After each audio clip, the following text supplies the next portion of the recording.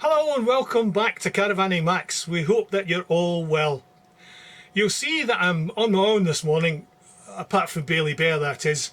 Trish isn't with us. She's had a recent eye operation and she says she's not quite ready for vlogging yet.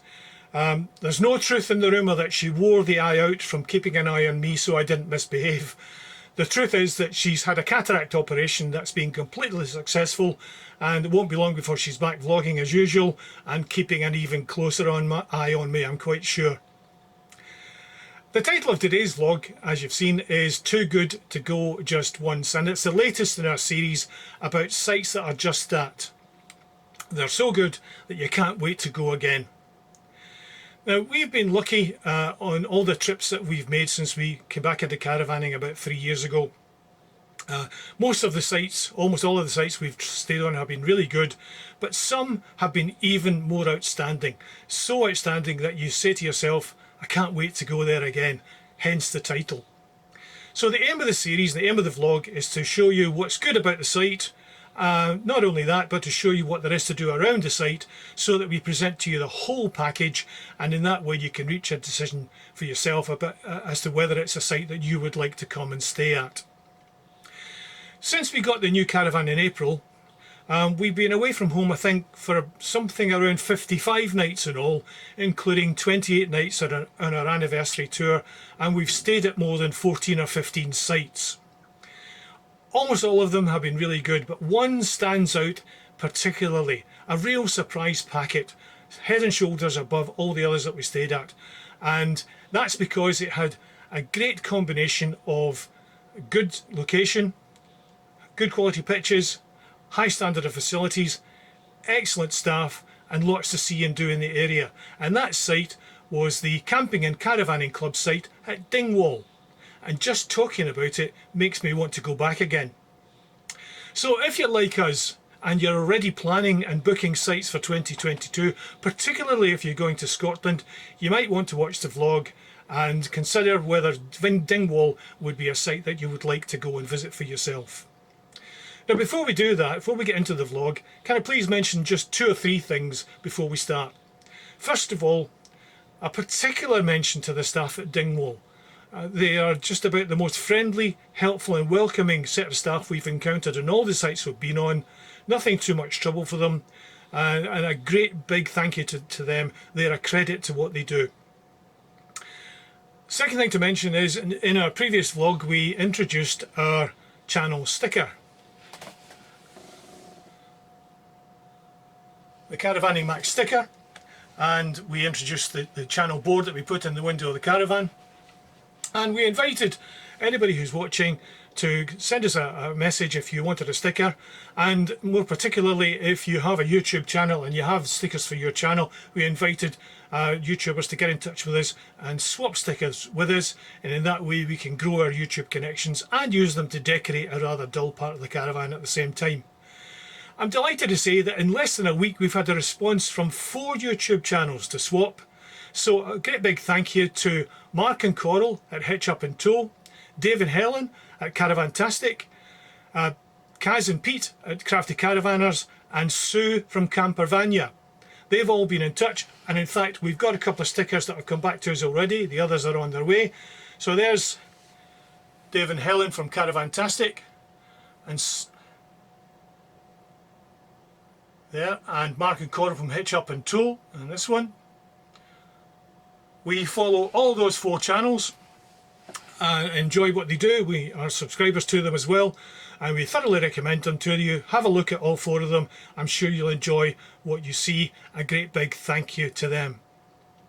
Well, that's brought everything up to date.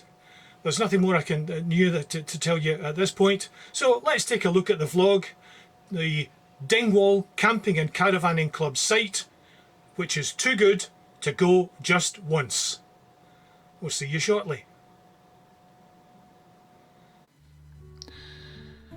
The Dingwall Camping and Caravanning Club site is situated, as you would expect, on the edge of Dingwall, a picturesque riverside town around 120 miles north of Glasgow and Edinburgh, and about 11 miles west of Inverness. Given its location, It's ideal for visits to Inverness and its nearby attractions, exploring the famous Black Isle, for general travel to the North and West Highlands, and it is of course a key stopping off point on the NC 500 route.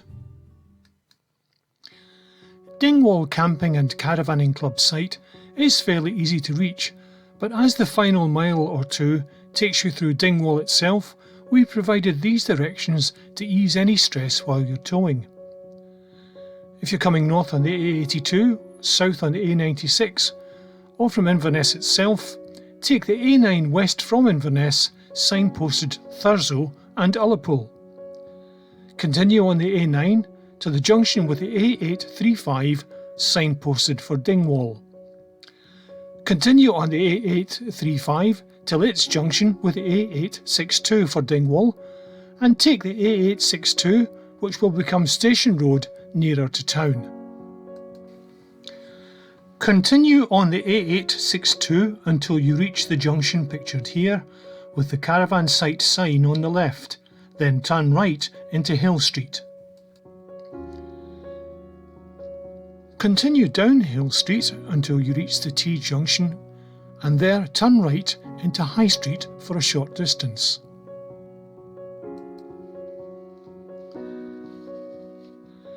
Continue on High Street until the junction with the Memorial, and there take the left fork uphill over the railway bridge on Ferry Bridge Road.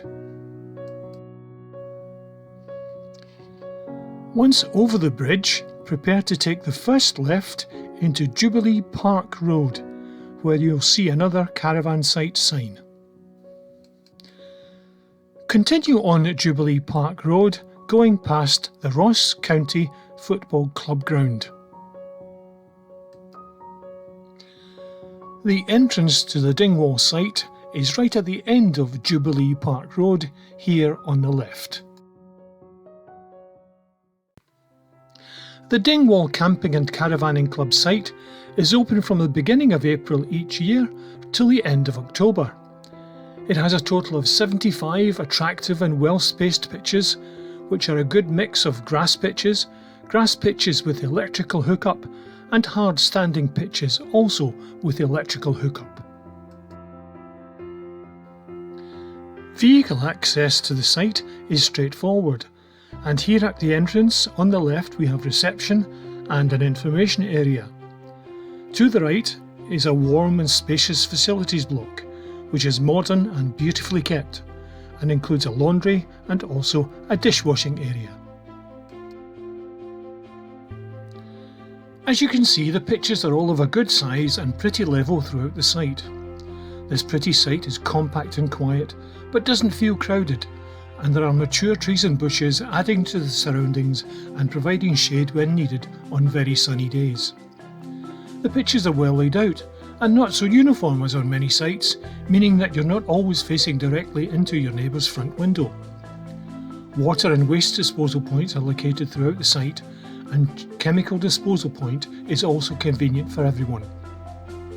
There is Wi-Fi on site, but no dog walk, but there is a lovely riverside walk along the River Peffery just close by, which you and your dog would enjoy. There is no children's play area on the site.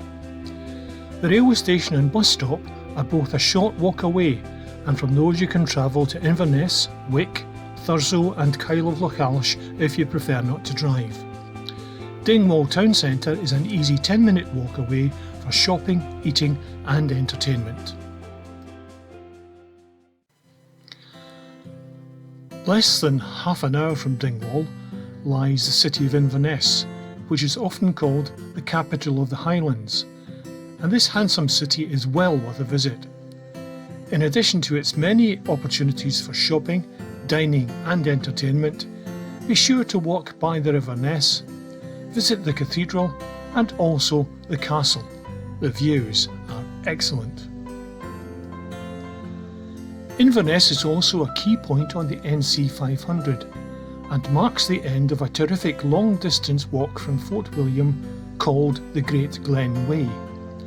This 80 or so mile walk follows the lochs of the Great Glen and the Caledonian Canal and has many of the best viewpoints in all of Scotland.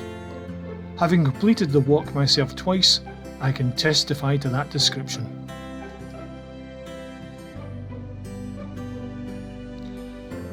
A short drive from Inverness lies the battlefield of Culloden, where in April 1746, Jacobite rebels led by Bonnie Prince Charlie were defeated by the English army led by the Duke of Cumberland.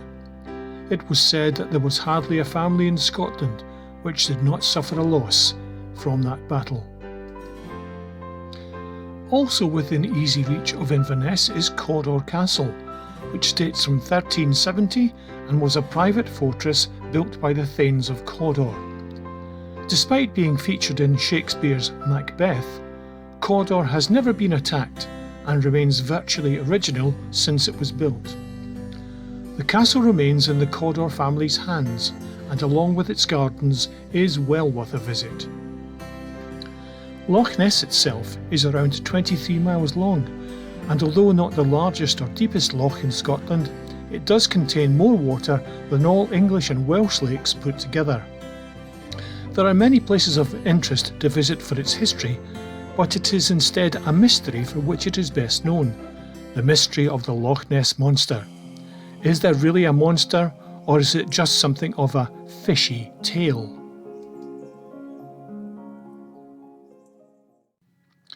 Another great advantage of the Dingwall site is how easy it is to explore Scotland's famous Black Isle. It is thought that the area, once covered by thick woodland and surrounded on three sides by the Moray, Cromarty and Bewley Firths, looked like an island from a distance, and its dense woodland brought the name Black Isle.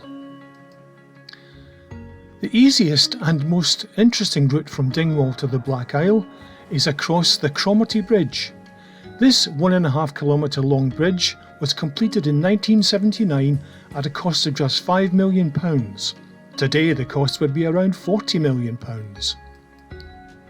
A good first stop on the Black Isle might be the picturesque seaside village of Avoch, curving gently around a wide bay towards its attractive harbour. Popular with visitors and boaters, Avoch is a very pleasant spot to stop for a coffee, and we can certainly recommend the village fish and chip shop if you're looking for a delicious lunch. Moving further on up the coast of the Moray Firth, another interesting stop on the Black Isle is the village of Fortrose. It's a picturesque village with some interesting ruins at Fortrose Cathedral, which dates back to the 14th century. The harbour at Fortrose, constructed between 1813 and 1817 by Thomas Telford, stands as a tribute to the skills of its legendary designer and architect. Travelling on from Fortrose, before reaching Rosemarkie, why not detour to the Chanonry Point Lighthouse? From the car park, walk along the shingle beach and watch carefully. If you can time your visit to around 1 hour after low tide, you may be lucky enough to see dolphins as they chase the fish with the incoming tide. Rosemarkie itself is a quiet village with a long history, dating right back to Pictish settlers around 700 AD. There is a display of their carvings in the Gromehouse Museum in the village. From Rosemarkie, you can also take a lovely walk through a wooded glen, not long, only around 1 3/4 miles, through the Fairy Glen to two quite spectacular waterfalls.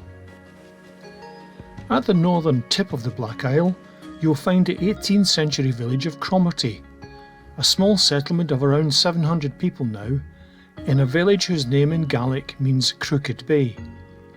Once a busy fishing centre, its narrow streets of white-coloured buildings seem to huddle together, and it's easy to imagine the comings and goings to the harbour each day.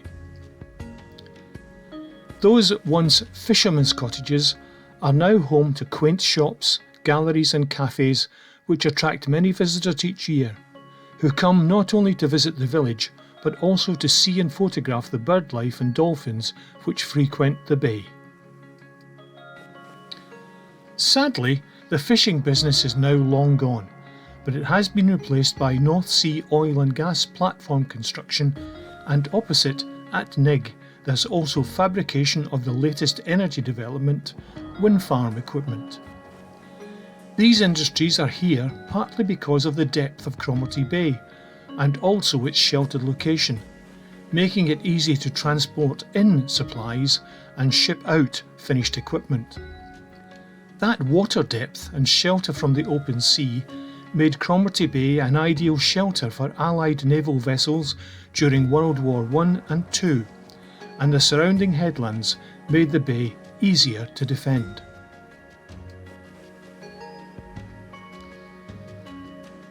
Among the buildings you will find here at Cromarty is the cottage birthplace of Hugh Miller, a fascinating 19th century character who, in addition to being a stonemason, was also a noted geologist, fossil expert and author, as well as a pioneering campaigner for social and religious reform. His birthplace is now an interesting museum, and he has a library dedicated to him in the village.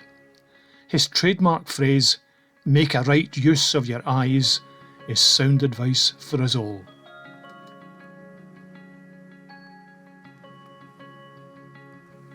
On the southern shore of the Beauly Firth is the town of Beauly itself. This attractive town is popular with visitors who come to take part in water sports or just to enjoy the scenery around Beauly Firth and the surrounding area. Those who enjoy history might like a visit to the remains of Beauly Priory, which dates back to the year 1230. It's significant to the town and the area because in 1564, when Mary Queen of Scots came to visit Dingwall, she stayed at the priory. Mary, who had studied many things including philosophy and mathematics, spoke 6 languages including French. Quite taken with the glorious scenery of the area, she is said to have described it in French as beau lieu, meaning beautiful place, which has over the years come to be pronounced as Beauly. Well, welcome back. We hope you enjoyed the vlog and found it useful and interesting, particularly if you're planning a trip to Scotland in the near future or for 2022. We certainly recommend Dingwall as a place that you might enjoy visiting. We had a great time there. If you did enjoy what you've seen, please do consider giving us a thumbs up, a like and a share. And we thank you very much indeed for watching, and we hope that you watch some more of what we do in the future and what we've produced in the past. There's quite a lot there to choose from. Thanks to all our viewers for staying with us. Our numbers are creeping up pretty consistently, and it's great to know there's folk out there watching. It really does encourage us. Thanks to all our subscribers, old and new. I have to tell you, it's getting a bit exciting. We're moving near to that magic 100 subscribers, which is really interesting and exciting for us in just 6 months of running the channel. So if you haven't already subscribed, please do consider subscribing and help take us to that magic 100, that first channel milestone of Caravanning Max. If you want to know when the next vlog is going to be out, just make sure that you subscribe and ding on the notifications bell icon, and YouTube should let you know. And if you have any questions or comments, just message us on YouTube, on Facebook or Twitter. Details of all of those are at the end of the vlog. And also I invite you to look out for any little trailers and teasers that we're putting out about future vlogs. We're putting those onto Facebook, on Twitter and Instagram, so keep an eye open for those. They'll keep you informed. Final couple of things to mention before we go is, one, our YouTube stickers. We've still got some of those to distribute. So if you'd like a sticker, please just message us. And more particularly, if you're a YouTube channel and you have stickers and you'd like to swap with us, please do contact us. We'd love to swap with you and grow our YouTube connections, and also brighten up a rather dark part of the caravan. Also, if you spot our channel board in the front window of the caravan on site, do please come and say hello. We'd be delighted to meet you and speak with you and give you a free sticker. If you see the board and want to message us afterwards, just message us and tell us when and where you saw us, and we'd be very happy to send a sticker to you in the post. Talking about the stickers, thanks again to the 4 channels that have been in touch very quickly with sticker swaps. That's Hitch Up and Tow, Caravantastic, Crafty Caravanners and Campavania. All excellent channels. Do please give them a watch. We've got some more trips planned before the end of the year, and some other future vlogs about 1 or 2 other useful things. So keep an eye open for details of all of those. Do give them a watch, please. So finally, nothing else to tell you. All we can say is thanks again for watching. Do watch us again. And in the meantime, please stay healthy, travel safe, keep calm and caravan on. In the meantime, it's cheerio from the Max. Bye.